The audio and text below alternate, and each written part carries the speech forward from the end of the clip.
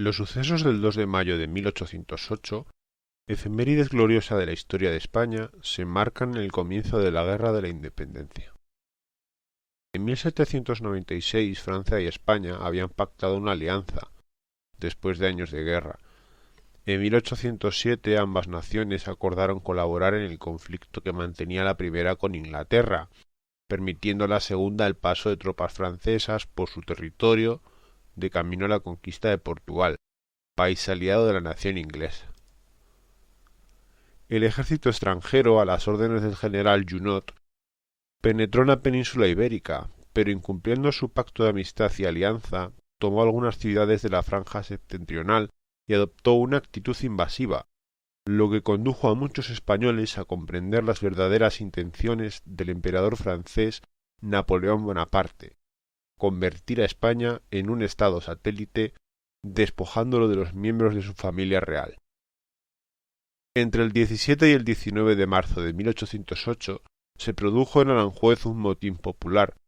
alentado por un sector de la alta sociedad partidario del príncipe de Asturias y contrario al odiado primer ministro, Manuel Godoy. Este valido cayó preso y el rey Carlos IV se vio obligado a abdicar en su hijo, que reinaría como Fernando VII y entraría en Madrid el 24 de aquel mes, un día después de la llegada a la capital de un ejército francés bajo el mando del gran duque de Berg, Joaquín Murat, que se instalaría en diversos cuarteles dentro y fuera de la misma. La partida del ex-rey y el nuevo monarca hacia Bayona, a donde habían sido llamados por Napoleón, quien debía mediar en el conflicto entre ambos, junto con la liberación de Godoy y la cada vez más conflictiva presencia de las tropas extranjeras, fueron causas del clima de hostilidad creciente por parte del pueblo español hacia los franceses, y que acabaría detonando el día en el que partían los últimos miembros de la familia real camino de Bayona, el 2 de mayo.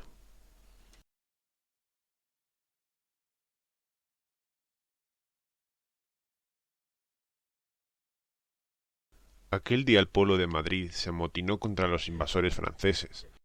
en una asonada en la que participaron casi exclusivamente miembros de los estamentos populares y excluyéndose de la misma las clases pudientes, así como permaneciendo cuarteladas las unidades del ejército español, salvo en el caso de los oficiales y soldados del Parque de Artillería de Monteleón, que ofrecieron una feroz resistencia a los franceses. Las autoridades, por su parte, permanecieron en una actitud colaboracionista con los franceses, lo que irritó a los sublevados. El populacho madrileño se batió aquella mañana con armas de fortuna en las calles de la ciudad capital, contra las tropas de élite de Murat, mamelucos de Egipto y coraceros, aunque tal osadía fue reprimida con extrema violencia. El motín finalizó sobre las 2 de la tarde del 2 de mayo, tras haber tomado los franceses el cuartel de Monteleón, último foco de resistencia. La jornada continuó con la forzosa pacificación del vecindario, la captura de los que participaron en la rebelión o fueron sospechosos de ello, y el fusilamiento de centenares de madrileños patriotas en la madrugada del 3 de mayo. Aunque la gesta estuvo protagonizada por las clases bajas de la ciudad, hay autores que señalan que aquel movimiento estuvo en cierto modo preparado por una conspiración en la que participaron algunos mandos militares y aristócratas, como Daoíz y Velarde, los condes de Montijo y Aranda, y los duques del Infantado y de Osuna. Sin embargo, la mayor parte de los que pelearon a pie de calle lo hicieron por voluntad propia, sin seguir ningún plan premeditado, ya que desde el principio, si hubo algún plan previo, este quedó superado por los acontecimientos.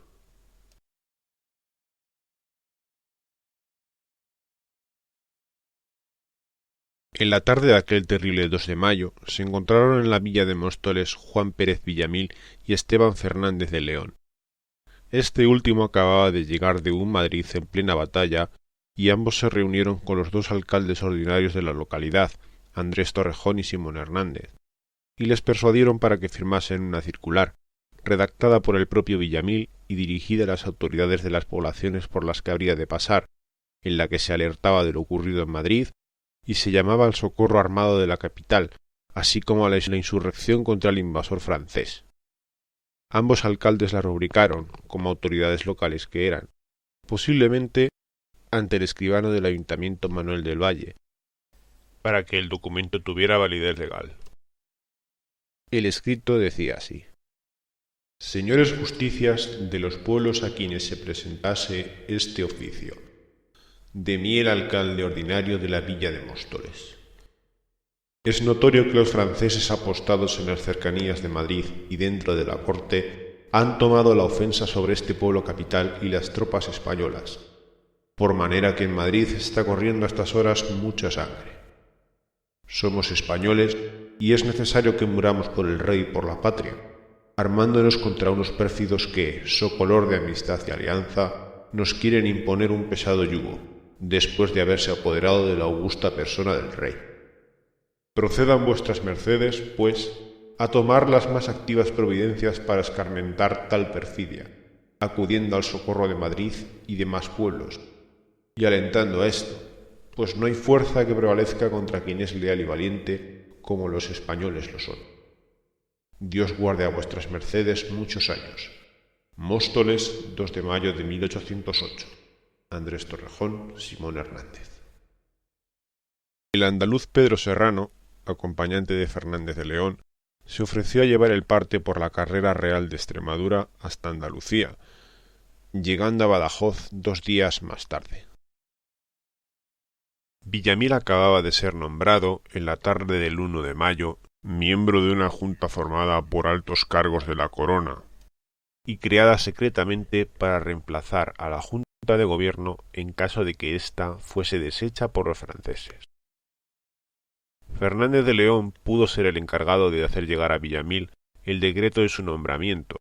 y las instrucciones secretas, al no podérselo comunicar personalmente Antonio de Escaño,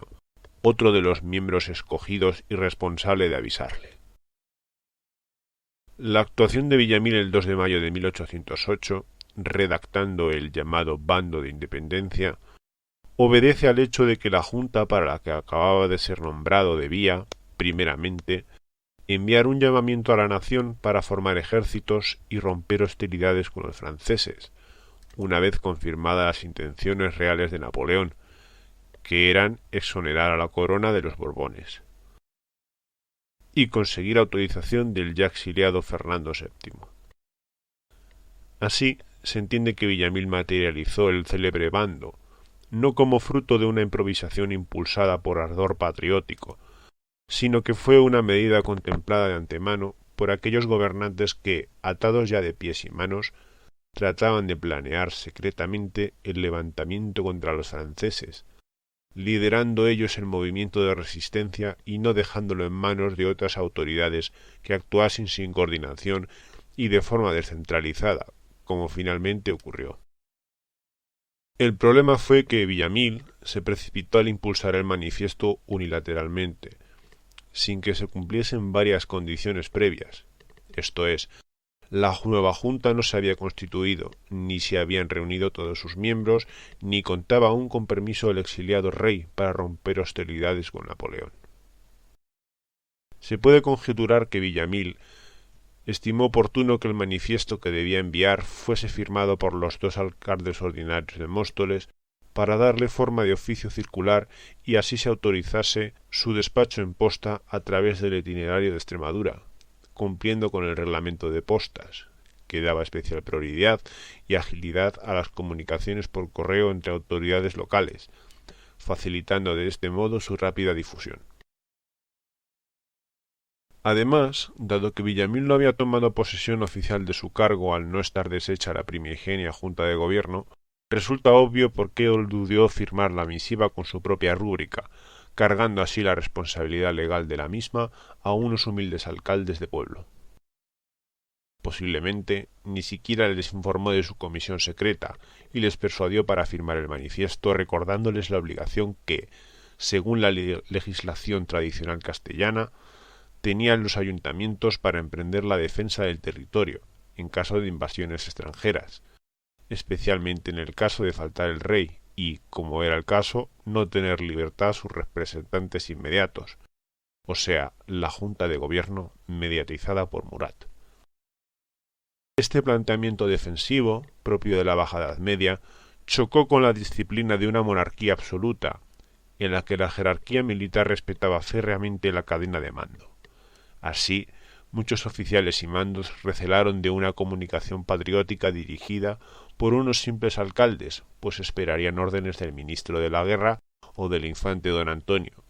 tío y regente de Fernando VII.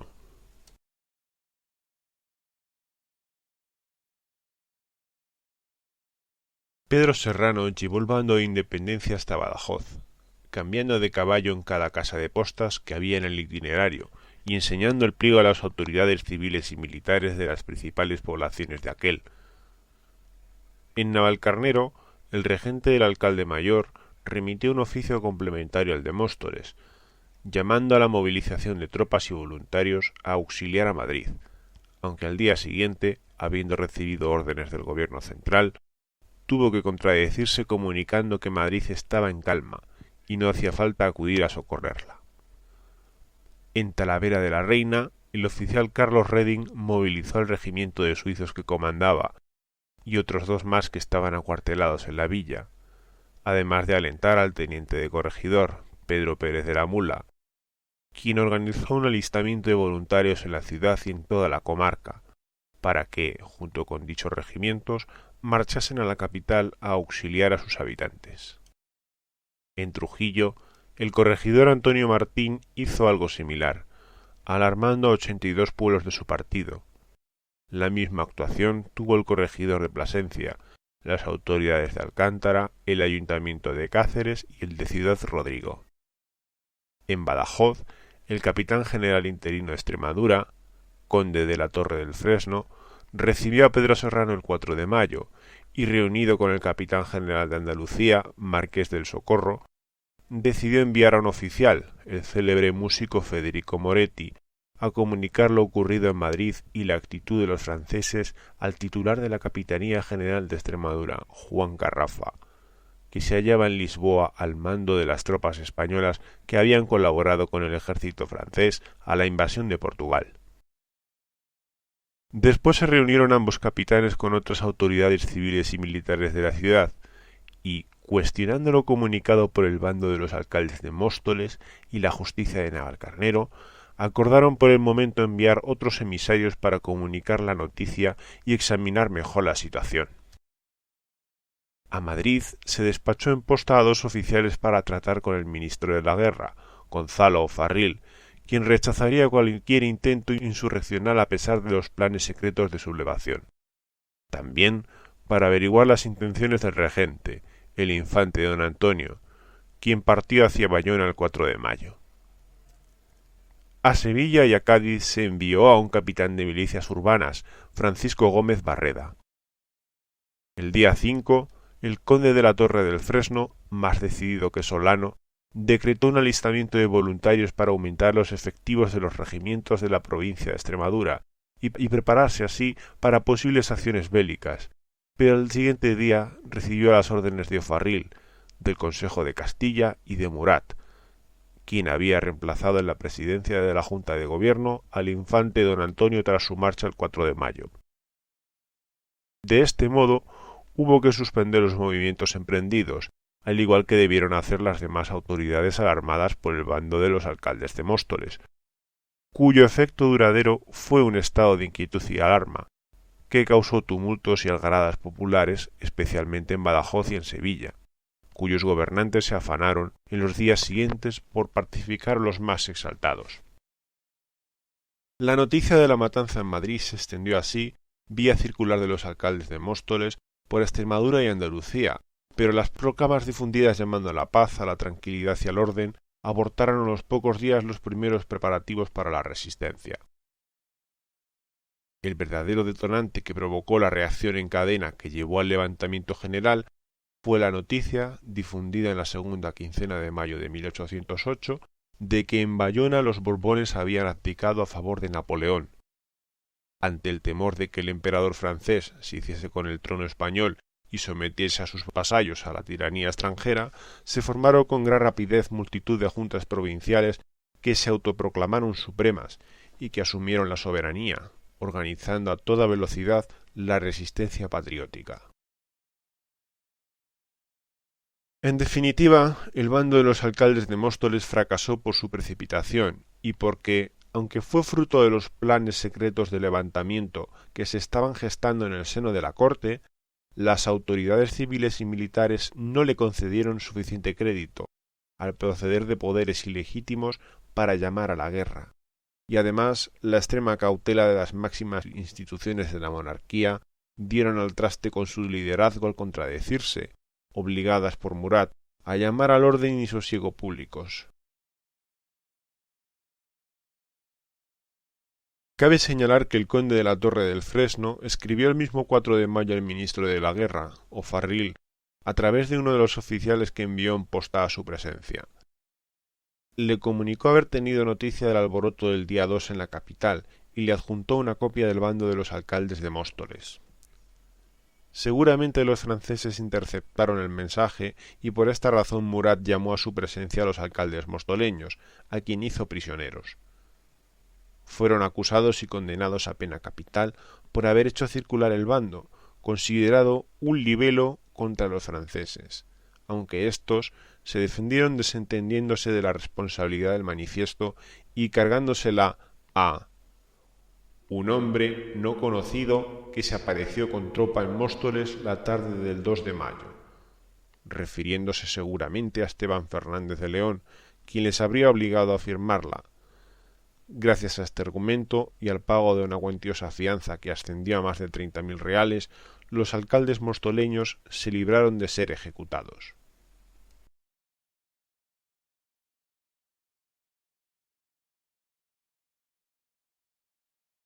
Hemos de llamar la atención sobre que los sucesos ocurridos en Móstoles el 2 de mayo de 1808,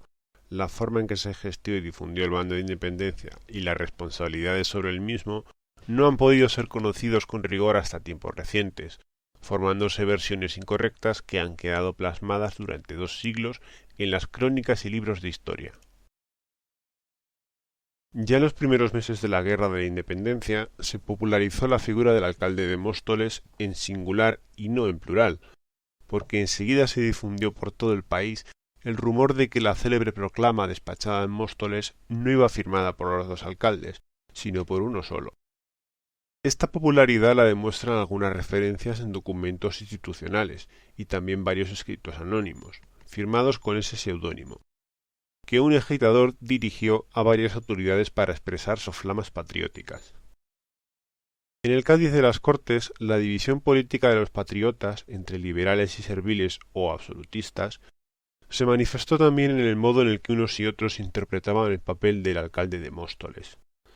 Los liberales creían firmemente en el mito de un humilde alcalde de Monterilla que, en un acto que encarnaba la soberanía nacional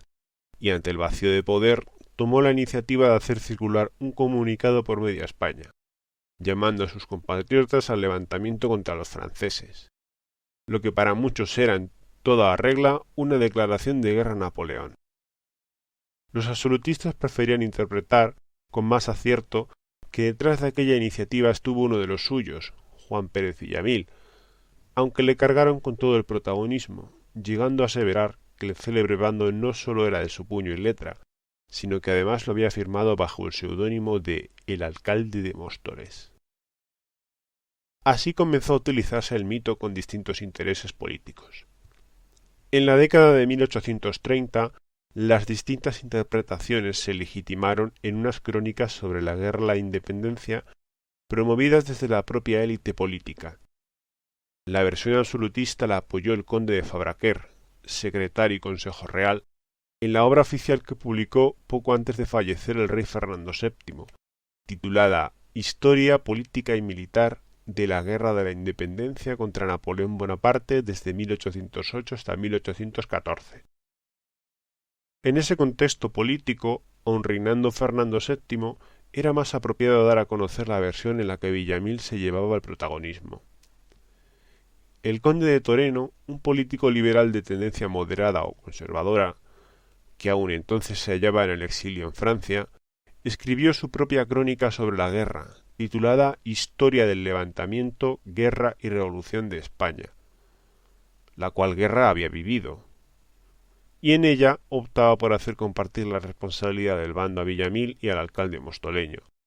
lo cual se debe, seguramente, a la ideología política moderada de este autor,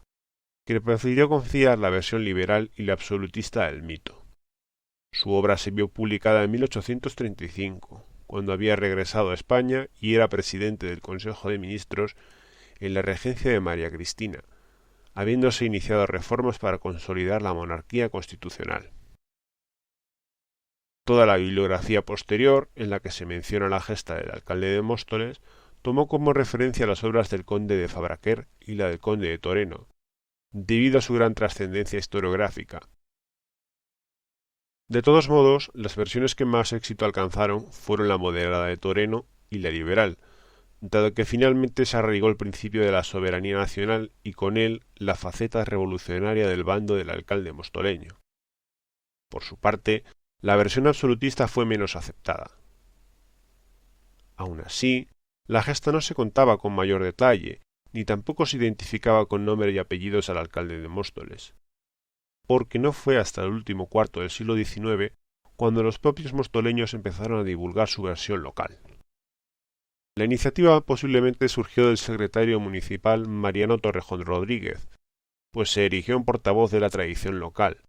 impulsando una exégesis nutrida de fabulaciones y rumores confusos, mezclados con datos investigados con rigor en archivos y mediante testimonios de personas que vivieron la Guerra de la Independencia. En esta versión se otorgaba el mérito en exclusiva al alcalde Andrés Torrejón,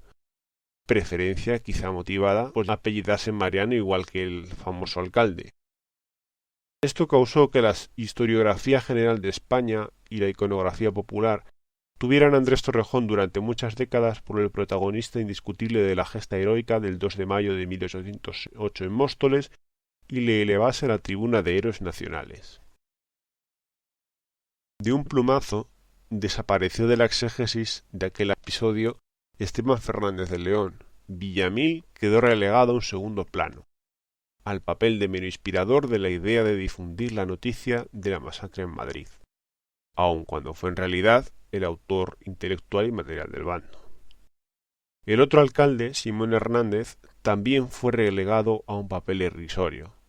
el de simple testigo. Asimismo, la tradición también atribuyó erróneamente el mérito de portar la misiva camino de Badajoz al postillón mostoleño Antonio Hernández, hijo del alcalde Simón, aun cuando la intervención de éste se debió delimitar en todo caso a acompañar a Pedro Serrano, como postillón que era, hasta la casa de Posas de Navalcarnero. Juan Ocaña, otro erudito que apelaba a la tradición local, colocaba al escribano numerario del concejo, Estanislao Ovejero, como redactor del bando de independencia auténtico, aun cuando sabemos que esto lo hizo Villamil y que, de tener alguna intervención alguno de los dos escribanos del concejo, debió de ser su colega Manuel de Valle, confirmando con su fe notarial la legalidad y validez jurídica del acto.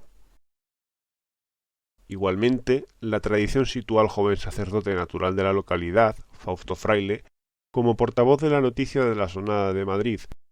punto que no se puede descartar al no haberse podido corroborar ni desmentir. Esta versión tradicional, en la que además se situaba la acción de los hechos en una reunión del vecindario mostoleño en concejo abierto, exaltado por la masacre cometida contra sus paisanos madrileños y por tanto deseoso de acudir en su auxilio, tuvo gran difusión gracias a la obra de teatro compuesta por el escritor Juan Ocaña Prados, llamada El grito de independencia o Móstoles en 1808,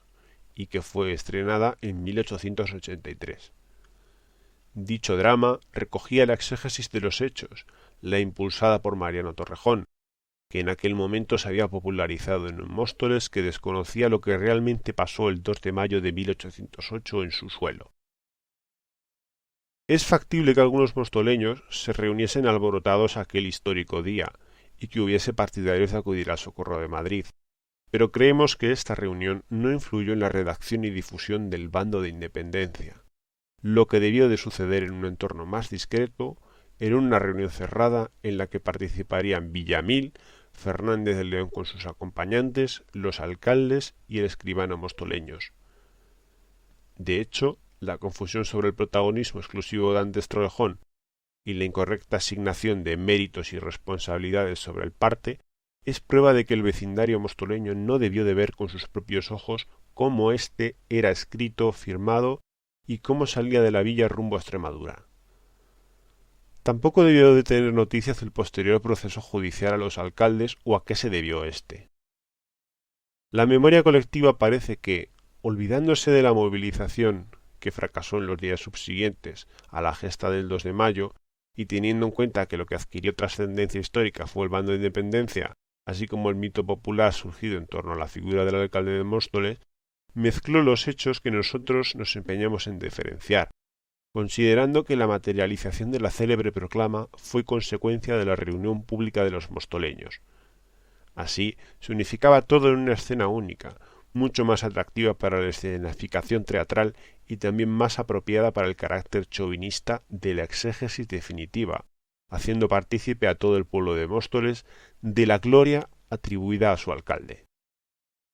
Por fortuna, investigaciones novedosas han ido arrojando luz en el siglo XX al asunto, pudiéndose reconstruir con rigor lo que realmente ocurrió el 2 de mayo de 1808 en Móstoles. También se ha descubierto el verdadero contenido del bando de independencia, pues hasta 1908 la versión oficial aseveraba que el parte decía: «La patria está en peligro. Madrid perece víctima de la perfidia francesa. Españoles, acudid a salvarle. Mayo 2 de 1808. El alcalde de Móstoles». Aún hoy esta proclama apócrifa, sucinta y falsa sigue difundiéndose, por inercia y tradición, en crónicas y textos sobre la historia española, aunque sabemos que realmente no es la que partió de Móstoles. Fue publicada por primera vez, que sepamos, en una obra del político liberal asturiano Álvaro Flórez Estrada, publicada en Londres en 1810 y titulada Introducción para la historia de la Revolución de España. Se ignora la fuente que utilizó Flórez Estrada, pero sospechamos que el contenido aproximado del texto pudo habérselo referido, durante su estancia como refugiado en Sevilla y Cádiz, el propio Esteban Fernández de León, promotor y testigo del bando de los alcaldes mostoleños, o por alguna otra autoridad que lo tuvo en sus manos en los días posteriores al 2 de mayo. En cualquier caso, nadie recordaba el texto exacto de la proclama, por lo que unos u otros sólo pudieron ofrecer al liberal asturiano una síntesis escueta, pero a la vez eficaz y revolucionaria, del mensaje que difundieron los alcaldes de Móstoles. Esta proclama apócrifa, debido a su brevedad y al dramatismo que desprende, fue tomada por la auténtica por la sociedad y la historiografía española durante mucho tiempo. La tradición y la mitología popular han revestido a los alcaldes de Móstoles de un patriotismo y una valentía exagerados. Han sido tildados de paladines de la libertad, de héroes y de todos aquellos adjetivos posibles para definir lo que se espera de unos personajes históricos cuyo bando provocó el levantamiento de Extremadura y Andalucía contra los franceses. Sin embargo, con la documentación que nos ha llegado a la actualidad y un análisis objetivo y riguroso de hechos y las pruebas existentes, concluimos afirmando que ambos alcaldes fueron instrumentos de Villamil y de Fernández de León, y estos, a su vez, de una intriga palaciega orquestada por la cúpula del Estado, en sus planes para asegurar la continuidad de la corona española en la dinastía Borbón, y por tanto, en ningún caso promotores ni responsables del bando. Además, su ardiente patriotismo se desmiente al conocer cómo se desentendieron de la responsabilidad de la proclama cuando fueron llevados presos ante Murat y amenazados con pena de muerte por sediciosos. A pesar de estos matices y aclaraciones, queremos incidir en el hecho de que igualmente se ha de reconocer el mérito a los personajes del 2 de mayo en nuestra villa. El bando de los alcaldes de Móstoles, que ellos firmaron voluntariamente y suponemos que plenamente conscientes de los riesgos que conllevaba rubricarlo, acabaría siendo el detonante que puso en marcha una rapidísima difusión de las noticias de lo acaecido en Madrid y por tanto la chispa que encendió la mecha que acabaría por hacer estallar la guerra de la independencia. Ello, a nuestro juicio, constituye su principal aportación en términos históricos, pues actuó como instigador, de hecho, de una reacción creciente frente a Francia, ello con independencia de su intencionalidad o de que fuera la casualidad la que hizo que partiera de Móstoles. El bando se convirtió de facto en el transmisor de la información que permitiría a las autoridades iniciar la organización de tropas, tanto regulares como de milicianos voluntarios, dispuestas a ir a Madrid y colaborar en la defensa del país. Sin la acción de Fernández de León, Villamil, los alcaldes mostoleños y Pedro Serrano, el 2 de mayo madrileño se hubiera quedado seguramente como un motín sin mayor trascendencia, puesto que hubiera sido reprimido en apenas unas horas por las autoridades francesas y españolas. Por tanto, la responsabilidad real de los alcaldes fue la de secundar la proposición de Fernández de León y Villamil, lo cual también es meritorio teniendo en cuenta la enorme responsabilidad con la que cargaron, pudiendo sufrir represalias por parte de las autoridades militares francesas, por la reacción inmediata que provocaría la proclama de Villamil y su trascendencia histórica posterior. De hecho, este episodio es el más conocido de la historia de Móstoles, y por tanto el más difundido, exaltado y glorificado, por su repercusión directa en el devenir de la historia contemporánea española.